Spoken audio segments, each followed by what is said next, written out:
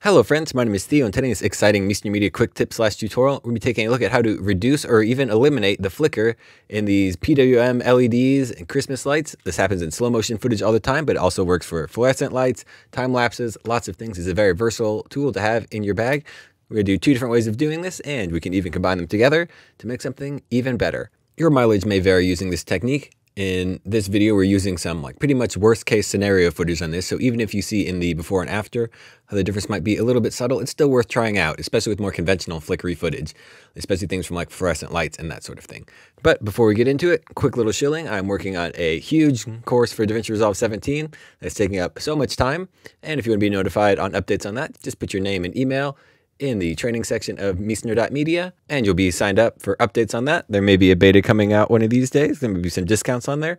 I promise there's no spam, because I hate spam email as much as the next person, maybe even more. I get legitimately angry when I get spam and marketing emails. So here, if you're interested in that, sign up. If not, on to the tutorial. So here, we're going to do sort of the most straightforward way first, and that is going up to our Open Effects tab, and we'll type in deflicker. Look at this. We've got an effect right here. So here, it automatically puts us on the time-lapse mode. So if we do this, this isn't really doing exactly what we want. So I'm going to go down to Advanced Controls. And there we go. Now you can see we're getting some different results. I'm going to do 5 frames on either side. So this will basically look at more of the content and sort of average out the flickering that is in there. So that should reduce it some. So if we play through now, see, we're already looking a little better. It's still flickery clearly, but if we see before, as a much faster, less nice flicker, and now it's looking a little nicer. We'll keep our motion estimation on better. We'll keep our motion range to small, because that makes it affect the most of the image available.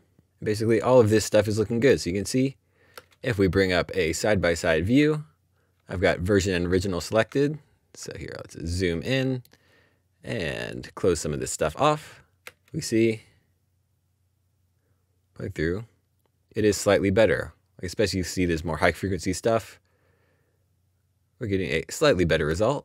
Now let's try our next one. So Control D to disable that node, Alt S to create a new node. And now in our Motion Effects tab, we'll change our temporal noise reduction up all the way. Change this to better, and just turn these all the way up. And now you can see this is doing a really nice job also of just doing a slight improvement. And lots of times as a colorist, that's the best that you can do. Because obviously the best way to fix this is to fix it on set. Run DC, not PWM power through your LED lights. Talk to your gaffer about that.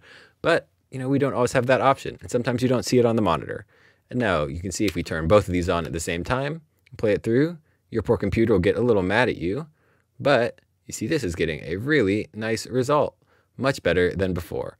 So I hope this helps out. Once again, be sure to check out Meisner.media/training to sign up for the course, or Meisner.media/products.